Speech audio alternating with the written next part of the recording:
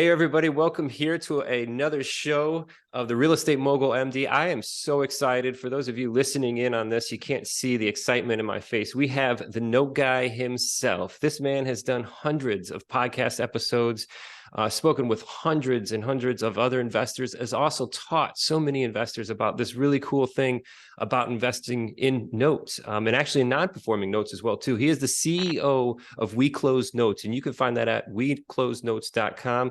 Mr. Scott Carson, welcome to the show, sir. What is up, man? I'm doing well. Happy Friday. Good day, good life. It's a good day to be a real estate investor, especially a distressed debt investor. Oh yeah. It says, I heard something about, I mean, we're going to dive into this, but 3 legs on the stool, that I've heard this called, and one of those legs come out, and one of them is foreclosure. So we're going to get into this just a little bit, but just starting off the gate, man, I can tell that you've been doing a lot of shows because your voice, the tone of your voice is smooth, the delivery, just make me happy to be around you, man. So thanks again for coming to the show. Hey, no problem, Mac. My days of being a college radio DJ came in handy, my goal of being the next ESPN Dan Patrick, which didn't pan out. It's worked out being able to scratch that itch as a podcaster. But we've lucky enough. I've been on a few hundred podcasts teaching about note investing or entrepreneurship, and then we've also I've recorded over 1,000 episodes for. Wow! Congratulations, man. Thanks, man. Yeah, been doing it for about 6 years, so we crank them out almost daily ourselves. So. Yeah. Well, congratulations to you, and congratulations to all the people. I'm sure you've changed some lives along the way too, and being an instructor yourself, teaching about notes and real estate investing.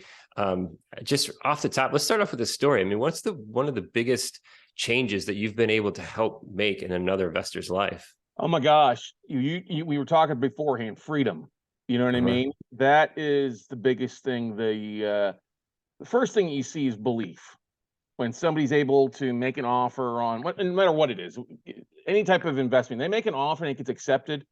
That light bulb that goes off in their head, and that little bit of confidence, it just radiates. It's like a sun exploding out of their chest. That's a beautiful thing. And then them being able to make money, whether it's $500 a month or $5,000 or 50 grand a year or 100 grand a year. I've seen people that when I first met them, they were very Debbie Downers. Everything was crappy to them, and they just had a bad attitude. And then 6 months, 12 months later, when they've left this job that they hate and they're able to do something they enjoy and live, it's no longer work for them. It's called living life, right?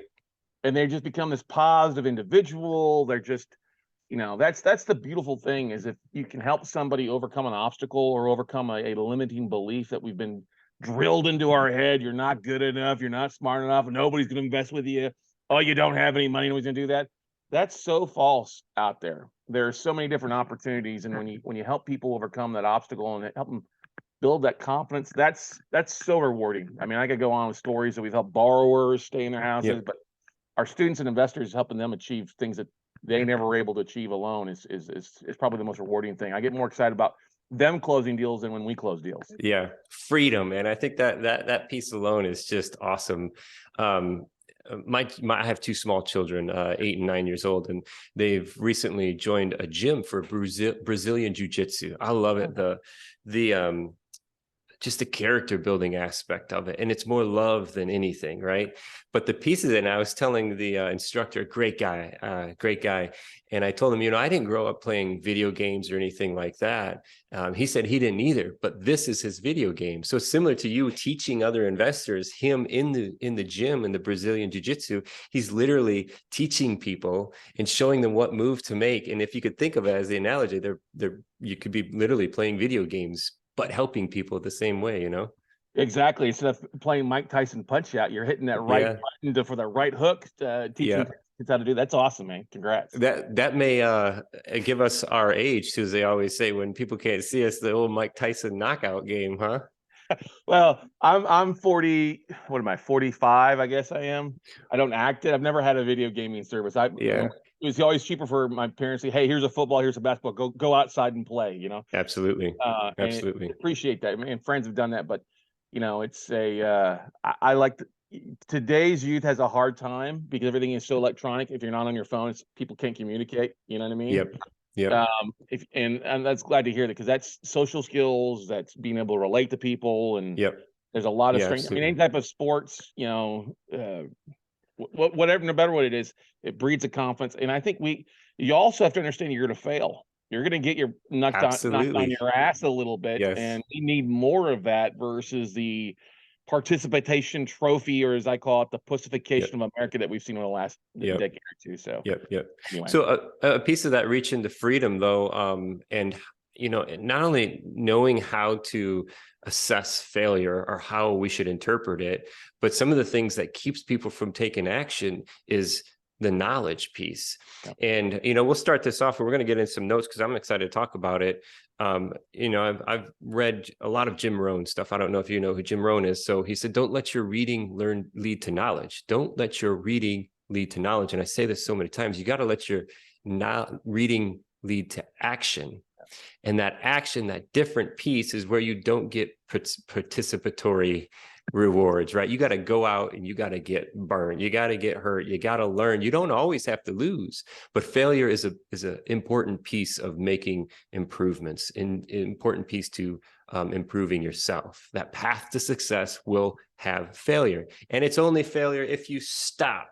So let's stop talking about failure. Let's talk about some good stuff. How about these notes? Tell me a little bit, just briefly. I know, so you got a lot of content out there. It's awesome. The website, the podcasts are awesome as well. And Thanks. on your weclosenotes.com, there's a really cool video that I watched. It's just a brief introduction of how you got started in notes. So what I'd really love for you to do is just let our listeners know a little bit your brief background of how you started out as an active real estate investor, and then you got into the note game, and then just tell us what does the note game mean? What does investing in bad notes even mean?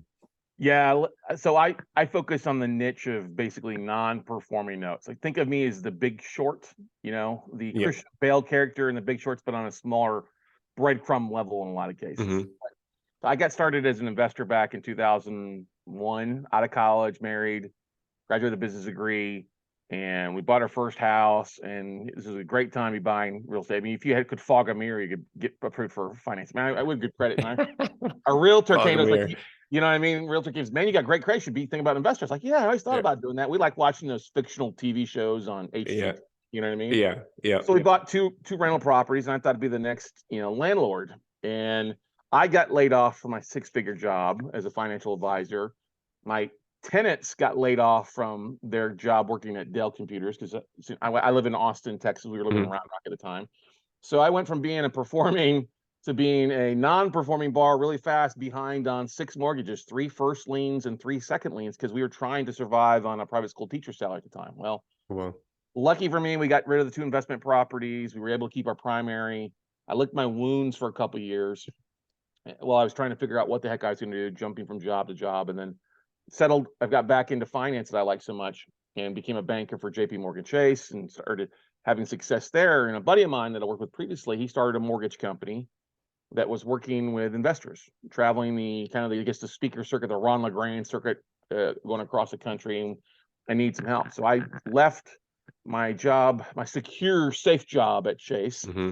and became a mortgage banker or mortgage broker. And we were doing, tons of mortgages to investors. But I learned how to real estate, become an investor right the second time around, instead of just going buying traditionally. I spent basically 4 years not only doing originating mortgages, but 4-year apprenticeship with a couple investors that taught creative financing, subject to buying on terms, distressed debt, wholesaling, all options, stuff like that. So I started investing in real estate like that, flipping a few properties here, taking some under subject twos and stuff like that. And then when everything hit the fan in the mortgage industry in 2008, I just stopped being a mortgage broker and became a full-time investor and focused just on buying debt. And I started, I had a couple investors that had made their riches in the 80s during the savings and loan crisis by buying debt. And they're like, Scott, this is a once in 20, 30-year opportunity. With everything that's going on in the mortgage markets, you need to really capitalize on it. I said, okay, you guys are smarter than me. I'm coachable. And that's really what I did. Instead of calling banks and lenders to originate loans, I started calling their internal back office department, say, hey, what do you have on your books that is naughty? What borrowers on Mm-hmm. there you want to get rid of?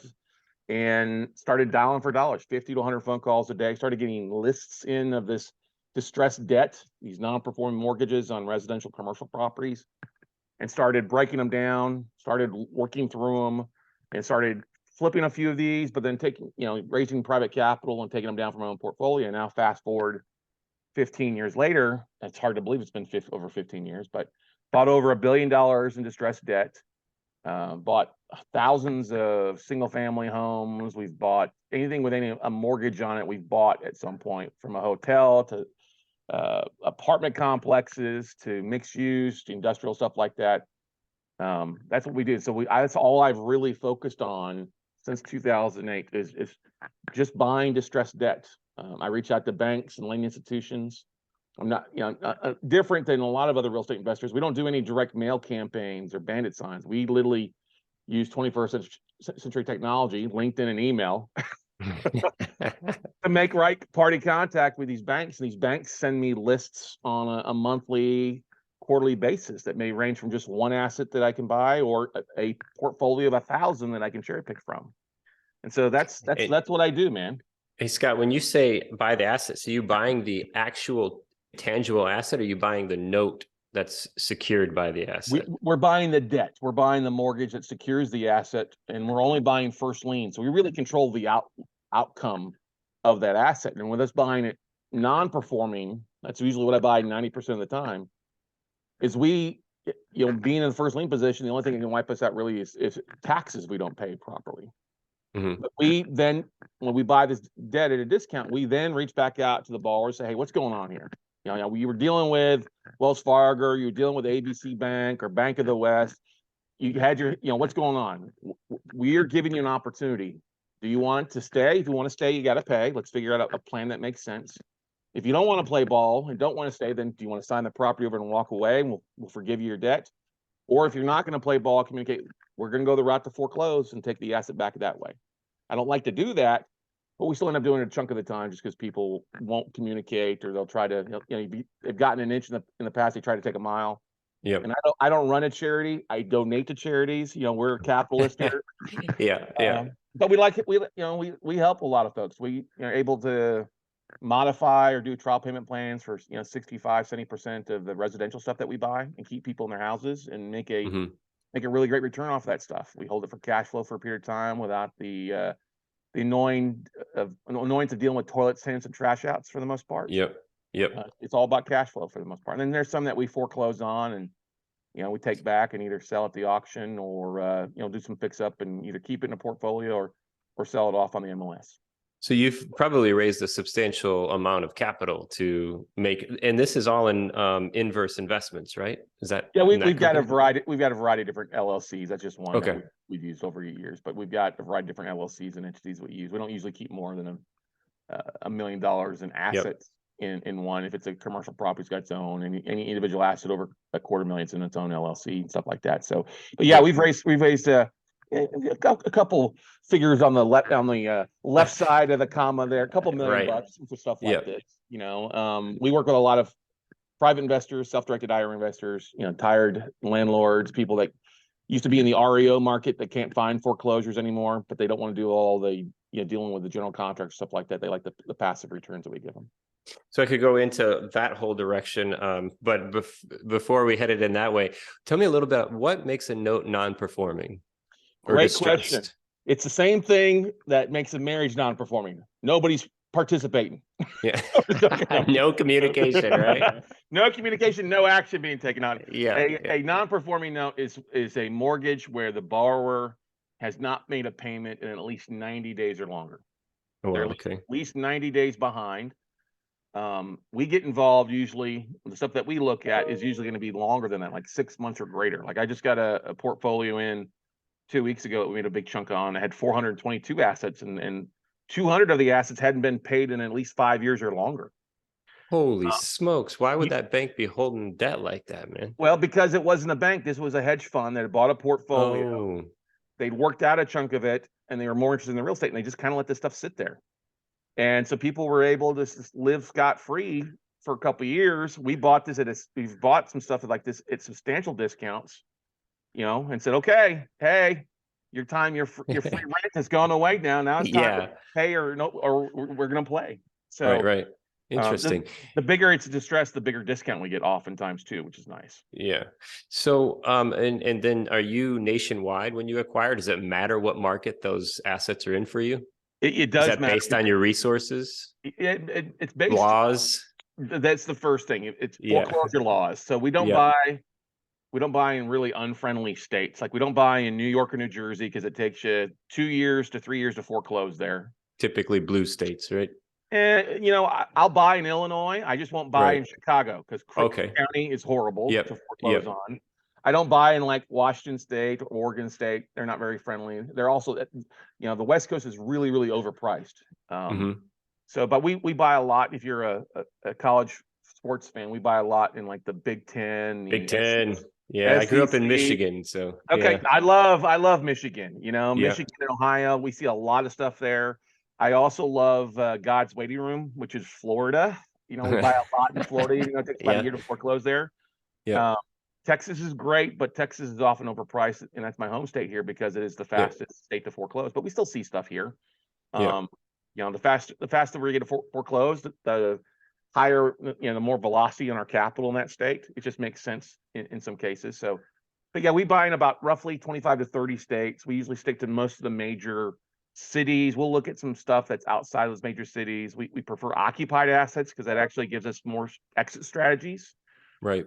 It also means that the property is probably being taken care of in better condition. If it's vacant, Hmm. in Michigan, you got, this time of year, you got an indoor water feature in a lot of Yep. cases, um, or the air conditioner has gone on vacation because somebody's picked it up and walked away with it if it's vacant. Absolutely. So, Absolutely. uh, Very interesting.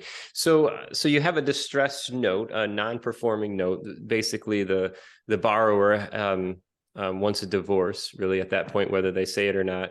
And you acquire these notes. I'm sure that you speak a lot about this in your classes. If you're speaking directly to someone who doesn't do a lot of or doesn't know about distress notes, I mean, how do you figure your discount? I mean, is there a general range that you're looking at in order for that to work?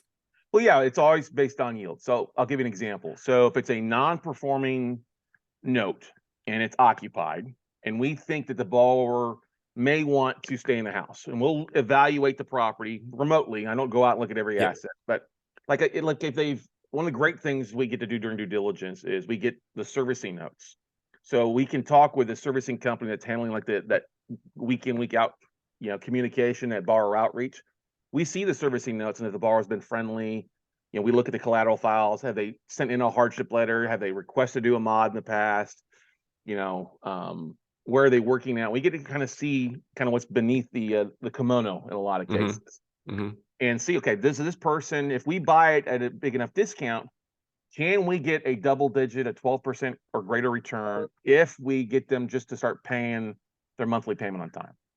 So we take 12 months of the P&I payment and divide that what our purchase price is, and that's kind of the first figure in, okay, what do we need to get a 12 to 15% yield? If we get them to pay a little bit extra per month, $100, 200, and there's things that we do to incentivize them. Like, hey, you're 3 years behind. If you make an extra $100 a month payment, we'll forgive $100 extra. You know what I mean? Hmm. So we run those numbers. If it's vacant and it's in a state or area we don't mind foreclosing, then we want to see probably at least a 25% to 30% discount off what's owed or off the value of the property. So that gives us enough room when we foreclose that we're still going to be able to make a sizable chunk, Hmm. at least 15 grand, if not up to a 20% ROI on the, annualized return based on how fast we can sell the asset or what the average days in market to sell an asset in that area. Obviously, Hmm. days on market have increased across the country in the last few months. So that's adjusted us to reduce our bids by 5-10%, depending on the market. But those are the two biggest things. It's really three. Can we get them reperforming? If we can't get them reperforming, can we get a deed in lieu? Can we, that's where the borrower signs the property over to us and walks away. We may give them some cash for keys. The cash for key amount is usually the amount it costs for us to foreclose, 3 to 5 grand to start off with. Right. And so the third strategy is if we have to foreclose, what's it going to be to foreclose if it takes a full time to foreclose and then to sell it and figure out that yield. And so it's a couple of different formulas on that stuff. obviously if it's a vacant asset, we know we're not going to get them reperforming. So we don't like to buy a lot of vacant assets.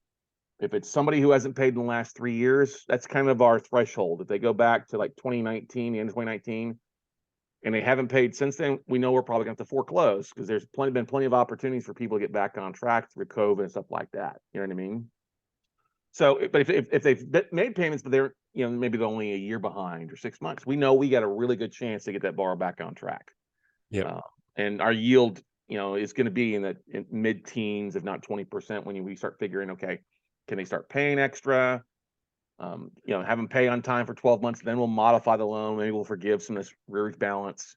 We're also really good about working with the borrowers for local resources. There's church groups and organizations that often are there to help people stay in their houses as well, too. Mm-hmm. Yep. Yeah. Every now and then I'll see a billboard on the highway for foreclosure help. How big is your team, Scott? It's small, man. The beautiful thing is we're a lean, mean note buying machine. All right. Mm-hmm. You're going to have attorneys in every state. So we've got an attorney in every state they're buying. And we have a servicing company. We actually work with 3 different servicing companies that manage our portfolio, depending on the states that they're licensed to, to service in. So we rely heavily on them. I've got a full-time staff member who works remotely. She handles a lot of the portfolio, the initial borrower outreach, and connects with our borrowers. And then we've got a couple of VAs that do a lot of data pulling for us. And so we get a tape in, we kind of look at it initially. I can literally have offers in 30 minutes on a bulk chunk of my tape. We send that in to the seller.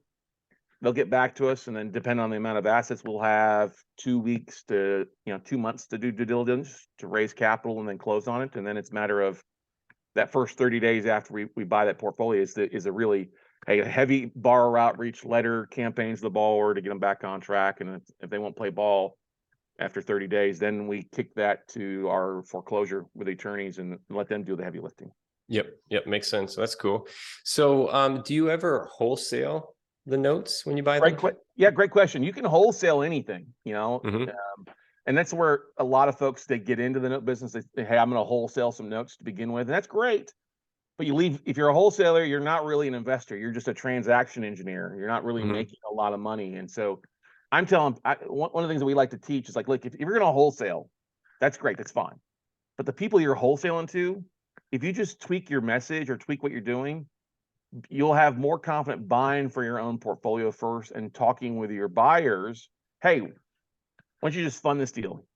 We'll go split these, or hey, we're going to make 15 or 20%. Why don't we just go 50-50 on this deal? Or if you're doing all this work, how's that working out for you? Oh, you're making 8%. Well, I can give you 8% passive, for 12 to 24 months. So that's the thing. Yeah, you can. I mean, we'll wholesale some notes off when we're buying a big portfolio to our students or a few other stuff like that. But I always tell folks, you're going to have a much better experience, and that you never say you're wholesaling the note if you're dealing with the seller. Banks don't want to hear that. If you're buying for your own portfolio, even if you end up wholesaling, that's great. You still act like you're going to buy it. You're going to be more confident as a wholesaler because you've done the due diligence. You understand what the deal holds, the profit options and stuff like that. And you'll have better deal flow in a lot of cases too. Yeah, makes sense. So if so a lot of our listeners are going to be physicians who, one, either thinking about getting into real estate or talking about getting into real estate. A lot of our listeners will already be in real estate, different kinds of real estate, obviously. Some of them may even be in the note arena too. My first connection with physicians, see, I'm an active, I was active, I was fix and flip, I was the TV show HGTV, hands down, right? And that's where I was introduced to physicians along the way, because I would work with them. They would be the debt lender, right? Which is a great scenario, but they just never could get equity in the deal, those kind of things, because I was the one, my companies were out there doing the active deal finding and stuff like that. What would you suggest to our listeners, the physicians who looking to get into this and would consider non-performing notes? Is that something for a start, or would they have to go to a class first, or what are your suggestions? So no matter what you do, no matter what niche of real estate you're going to be in, you need to understand that asset class. Note investing is completely different than being a landlord or a wholesaler or something like that. If you're buying debt, there's things you can do, which are great, and there are things you can't do. There's things that you get access, because the biggest mistake most people get when they come in the note business is that first question he asked me. Oh, I'm buying the note, so I'm controlling. I have the property. No, no, no. You've got to foreclose or have to borrow the sign off. So you don't have the equity that's above what you're owed. You're only entitled to what you're owed.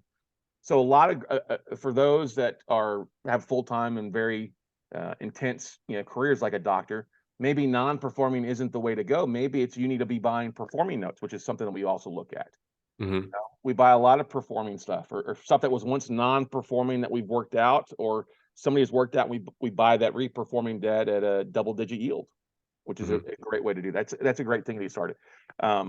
There's if you're buying non-performing stuff, yeah, you can own it. And like I said, you don't have to have a huge team. You can have servicing companies and attorney do a lot of that heavy lifting. Unlike a fix and flipper where you've got to be there for your crews and stuff like that. So I always tell folks to get started. You're going to learn more by doing your first deal and walking through that phase and then figuring out, okay, do I want to do this very actively, or would I rather be a passive investor, either performing or lending money? So we've got classes that we teach. We've been teaching this for years, and we've got a 3-day workshop that we teach called Note Buying for Dummies.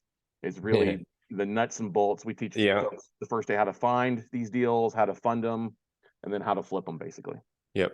Yeah. And so we have a company that's nationwide acquisition. So buying the actual asset, and I can't count how many times we ran into these opportunities. And I learned about it just stumbling onto them, right? Where somebody's going to sell me the house, it's on land contract, or I got somebody that sold the house on land contract and they want to get out of it, or somebody that lent somebody some money and they're done with it. So I've only stumbled across these things throughout my experience. But one of the things that does spark my interest a little bit, Scott, is I don't hear you having a lot of value in the asset itself. Once you take care of the paper, if it's not performing, then you're moving along the asset. Do you have buyers that you work with directly that would then acquire the assets from you? Yes and no, but let me give you a scenario here, and let me ask you what you would do. Say you're buying a note on a property. Say the property is worth 100 and they owe 110. Okay. On something like that, if they haven't paid in a while, you're probably picking it up at 50 grand. Takes you 5 grand to foreclose. Now you have the option to sell at the auction, which is the easiest thing. If you can sell it at auction, sell at auction. But if you've already done the heavy lifting and had been in this asset for 6 months or 12 months, it makes better sense for you just to list it and sell it at, even if you don't sell at the auction, it makes more sense for you just to list on the MLS and sell it at 80, 90 cents on the dollar, right?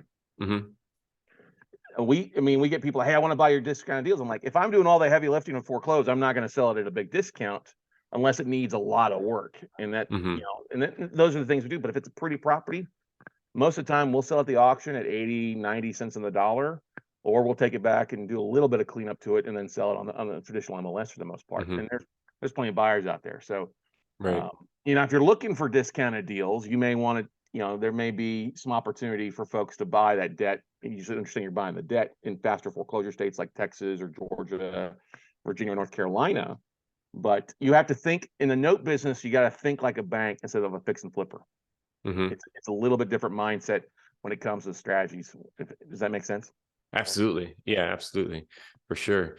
Well, I think we've walked through the whole business here of the note without getting too much into it. I mean, it's so intriguing. And coming from the financial advising platform into the mortgage platform, I mean, you've got the perfect journey, which puts these experiences together to make you the note guy. Man, you are it. It's funny, man. You never know the path that you're going to take. We all have a plan, and then God laughs and has his own plan for us, right? And I look back, and there's been things along the way that, when you're going through hell, you're getting laid off, or you're struggling and stuff like that, the market takes a turn. A lot of times we're like, oh shit, what am I going to do? You know what I mean? What am I going to do next? And then opportunities are placed in front of us. I mean, I was fortunate enough to be able to say, hey, yeah, I want to do this, and leave a six-figure paying job at Chase Bank. To do this. And then when the market started changing, I was smart enough to learn along the way that knew there was going to be a change. So when the music did stop, I just changed my perspective and saw the opportunity where the opportunities went, and that was, everybody has to do that. The market is changing dramatically right now over the last 6 and 12 months. And, those that we're buying a lot of fix and flips, they're not seeing a lot of stuff where the profit margins have gone down, or your price, your days on market has increased because of interest rates increase. So you gotta really understand what's going on in the market. So that's a big thing. I keep my ear to the grindstone, ear to the ground a lot of times, seeing what's going on in different markets and stuff like that, and pivoting. I used to didn't buy much in Michigan and Ohio when I first started off, but now I love that neck of the woods because it's big bang for the buck, and just always looking for different opportunities out there, and that's the big thing about being an investor. You got to be able to pivot a little bit and adjust your focus, because if you just have one way, when Absolutely. the music changes, you could be very well out of business overnight. I mean, life in general, Scott, if you're looking at, you can be very focused and niched in, but there's that 1 degree pivot that keeps you alive. And it's always that little bit. I'd love to get from you on the outside of this one, Scott, is 2 things going on right now. You had mentioned on the current condition of the market, 2 things that have came and went is we're still dealing with the issues of is COVID and how that affected the market. With foreclosures and forbearance and forgiveness and all of that stuff. So I'm sure there are some naughty ones sitting on the books, baby, from that.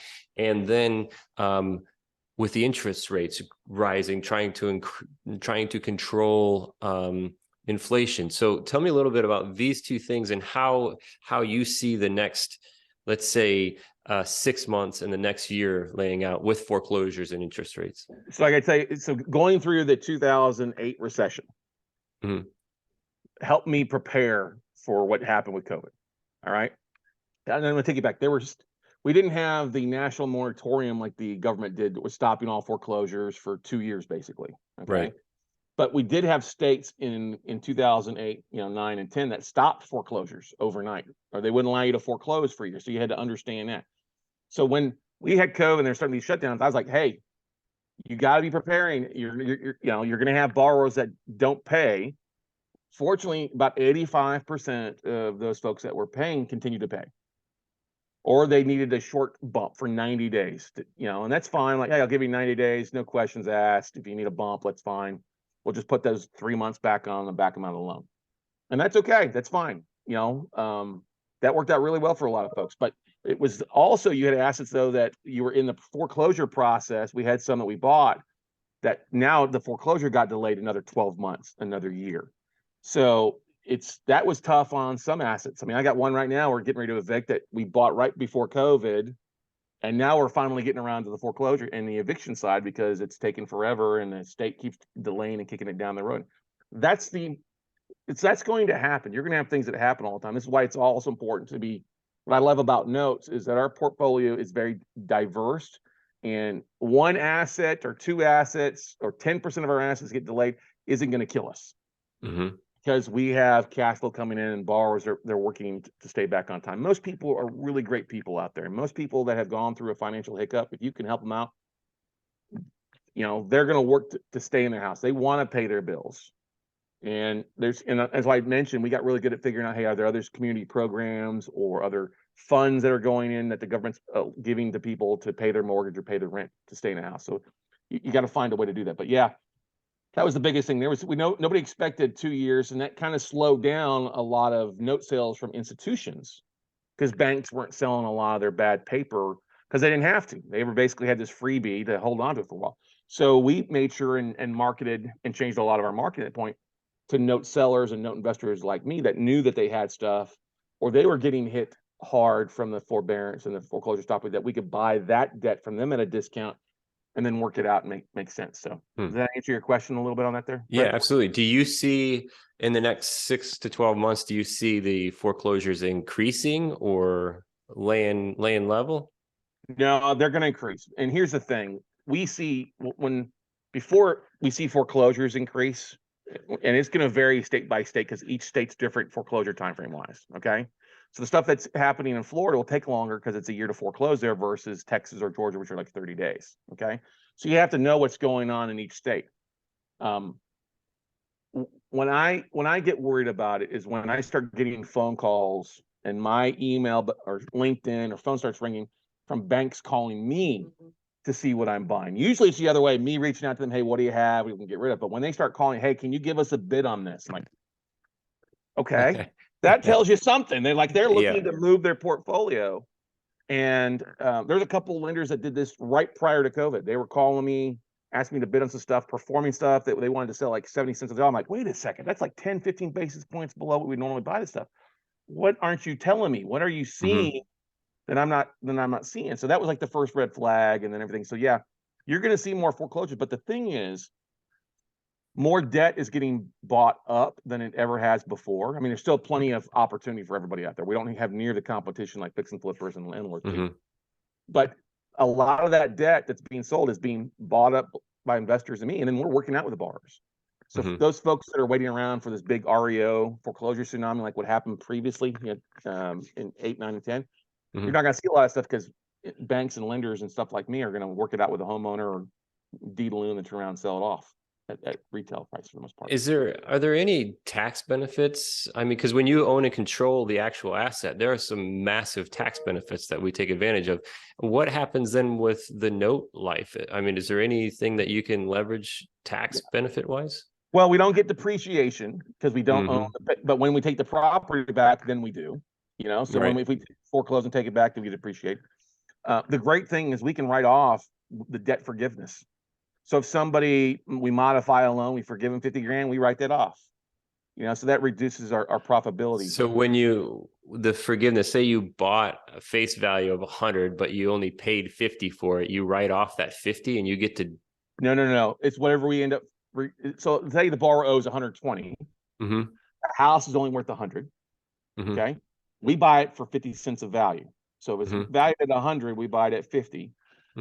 Borrower makes payments on time for a while. At the end of the year, we recast the loan for 100 because that's what the house is worth. They owed 120. So that 20 grand, we write off. Okay. We're only taxed. Now, while the IRS wants to tax us, if you do a loan mod immediately at the full loan balance, we don't do modifications in the first 12 months. We do trial payment plans, so then we're only taxed on the income. I see. So very interesting. It's totally legal accounting. You just got to understand it's a little bit different when it comes to that stuff. You know what I mean? So yeah, absolutely, man. Well, hey, Scott, I really appreciate your time, man. I'm just like a sponge when it comes to this stuff. I love real estate investing, and I love sharing knowledge, and I love being around people who also share that love of sharing knowledge. So thank you for your time. Thank you for your service. I'm sure you've helped hundreds of people along the way, even though as a landlord, sometimes we're looked at as the bad guy, especially when somebody decides they want a divorce and they make us be the bad person. But I just want to remind everybody out there that each of us have shared our own experience in this journey. And I know that you have as well personally, as well as myself. And it's just a piece of the process, and understanding that everybody out there is not bad, including you, including myself. And if we all do this in a way where it benefits both parties, and still be able to run a business, hey, let's get it, man. Well, that's what I love. We really do a lot of good keeping people in their houses, helping them out of bad situations. Everybody goes through financial hiccups at some point, no matter what you're in. And it's, I think me going through that bad situation when I first started off helped me be more empathetic and be able to talk with borrowers more so than anything else. So it's helped us. I think it gives us competitive advantage. But if you're listening to this, guys, make sure you hit that subscribe button. Make sure you leave Brett a 5-star review. Thanks, man. And taking names. And we as podcasters, we love to hear from you. So if you love this episode, great. If you didn't love this episode, guess what? You'll love other episodes. But that's right. Brett a favor. And if there's one final thing, Brett, I have a one-day class that I teach every third Saturday. Absolutely, man. Virtual. I want to give it to your listeners. If they're interested, they can go to noteweekend.com and they can sign up for it. If they use the discount code Brett, BRETT, all caps, lowercase, whatever, they get that class for free. It's basically about 8 hours of me going through the Cliff Notes version of note investing, but it's a great way to kind of dip your toe in the deep end. So it's noteweekend.com. Use the code Brett, BRETT, and you'll get the class for free. Man, I really appreciate that, man. I'm sure the listeners will too. Thanks again, man. It's been an absolute blast, and look forward to chatting with you again real soon. Same here, Brett. Thanks so much for having me. Awesome.